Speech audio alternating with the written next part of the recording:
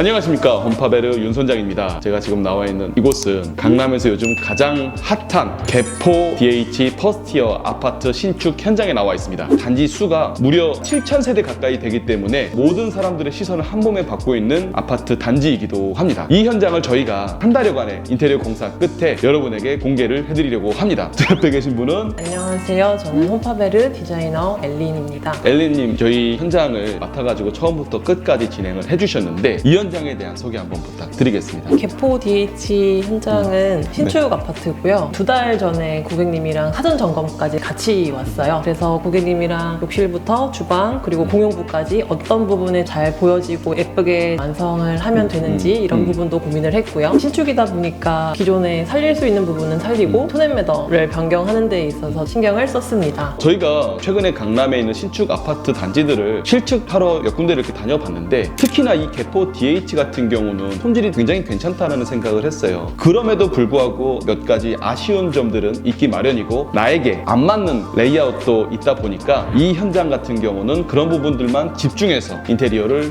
했습니다. 같이 보러 가시죠.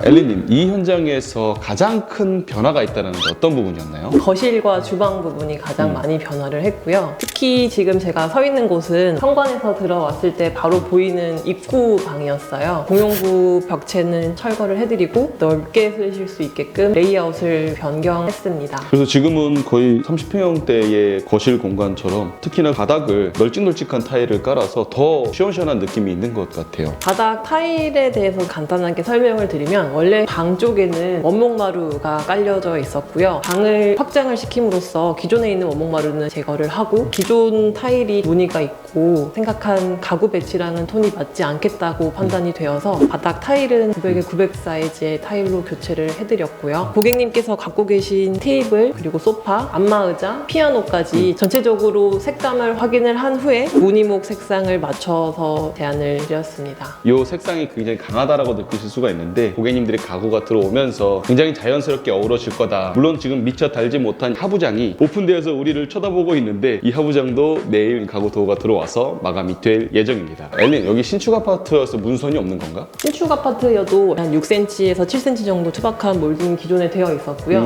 고객님께서 제일 많이 걱정해 주셨던 부분이 문선도 조금 투박해 보이고 천장에 전열 교환기에 스프링클러 그리고 스피커, 공체 감지기랑 조명들 너무 중구난방으로 지저분해 보였어요. 이 부분을 저희가 조명 라인에 맞춰서 감지기랑 전열 교환기도 배치를 다시 해드리고 선 정리랑 몰딩 이런 부분을 깔끔하게 보여질 수 있게끔 정리를 해드렸습니다.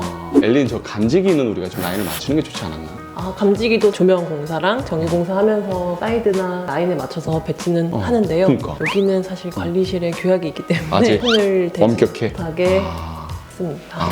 그렇다고 합니다.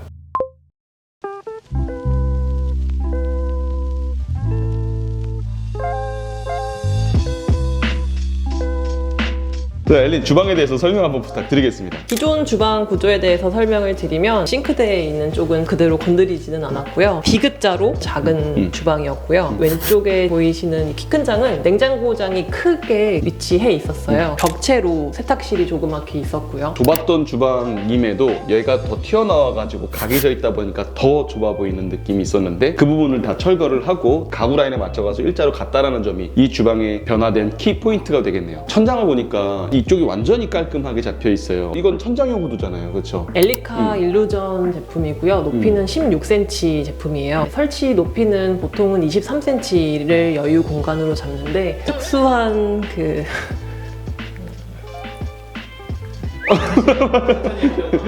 이 제품은 연결 부속을 사용하면 최소 21cm 공간이면 후드를 설치를 할 수 있어요. 사전 점검 때 천장을 내려야 하는지 고민이 많이 들었었는데 저희가 연결 부속을 사용함으로써 기존 천정에 맞춰서 후드가 쏙 들어갔습니다. 이쪽을 봤을 때 상부장이 하나도 걸리는 게 없다 보니까 훨씬 더 넓어 보이는 느낌을 여기서 주는 것 같아요. 특히나 여기도 마찬가지로 타일을 큼직큼직하게 600에 1200각짜리 타일을 써서 개방감 있는 느낌을 주지 않았나 생각을 생각을 합니다. 저는 들어오면서 굉장히 인상적이었던 게 이 하부장, 주방을 더 편하게 쓰고자 하는 의지가 총 8개의 서랍장에서 그 의지가 보여지는데 액세서리류들도 짱짱하게 준비를 하셨고 컬러감도 굉장히 예쁜 것 같아요. 제품은 매트 캐시미어라고 해서 한솔에서 나온 페트 제품이고요. 상판은 칸스톤이고 덴버라고 하는 제품의 CBT로 시공을 했습니다. 주방은 창호를 교체했고요. 그지?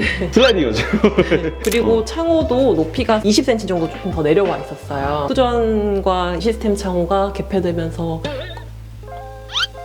걸리니까. 네, 걸리기 때문에 창호는 사이즈를 올려서 뷰를 잘 볼 수 있게끔 TT창으로 시공을 했습니다.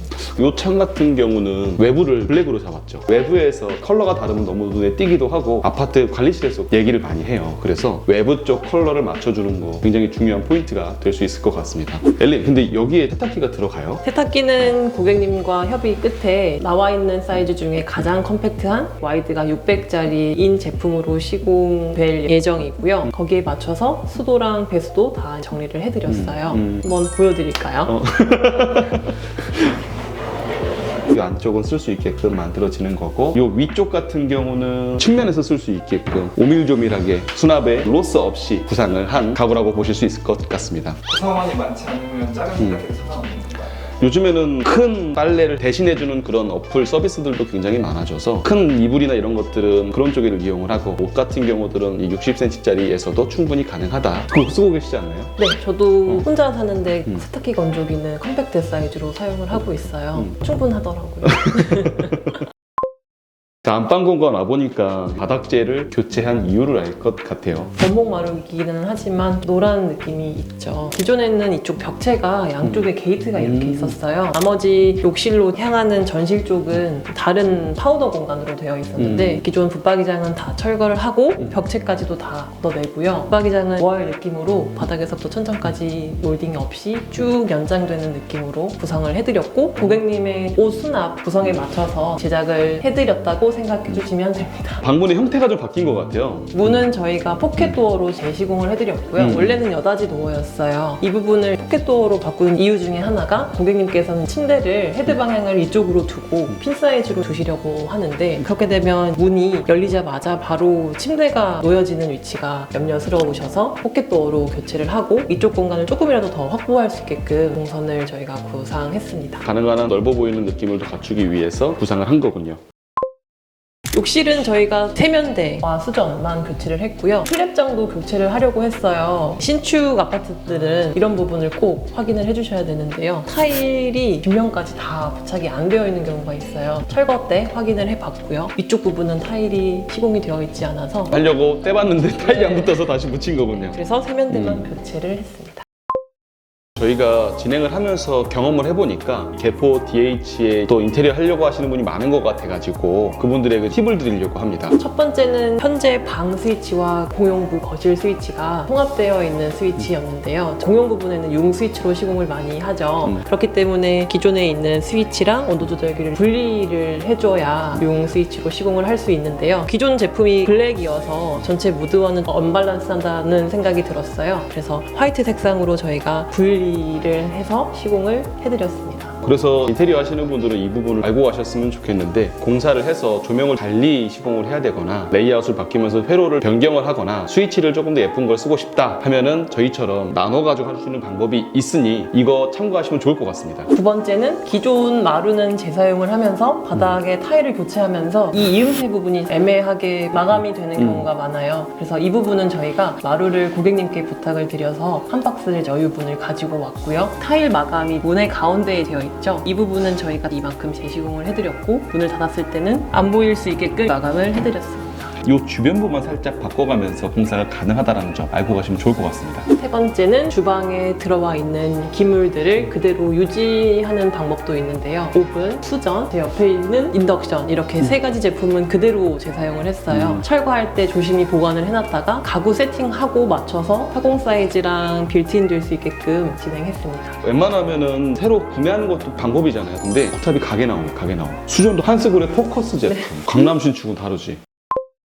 저희 시청자 여러분 재밌게 보셨나요? 여기 개포 DH 퍼스티어 현장 앞서서 최대한 빨리 여러분들에게 좋은 정보를 드리고자 급하게 이 영상을 찍고 있는데 많은 사람들에게 보여줄 수 있게끔 되었으면 좋겠습니다. 엘렌님, 여기 진행을 하시면서 느꼈던 소감 한마디 부탁드리겠습니다. 제가 1, 2년 정도 된 아파트들은 많이 경험이 있었는데요. 사전 점검까지 같이 고객님과 와서 진행한 현장은 처음이었어요. 그래서 느낌도 달랐고요. 요즘에 들어오는 신축은 이런 자재를 사용하는구나에 대해서도 볼 수 있어서 재밌는 경험이었습니다. 충분히 의논하고 얘기하고 사전 점검 때 같이 가서 또 다시 계획하고 다시 레이아웃 고민하고 달리고 달려와 이렇게 마감까지 완성을 하게 되었습니다. 아무튼 이 현장 잘 마무리를 하고 다음 현장에서 뵙도록 하겠습니다. 촬영하는 날은 12월 28일인데 이 영상이 나갈 때는 아마 1월 달이 될 것 같아요. 여러분들 새해 복 많이 받으시고 2024년도에 더 성장하는 홈파베르로 인사드리겠습니다. 지금까지 홈파베르 윤 선장 그리고 디자이너 엘린이었습니다. 감사합니다. 끝!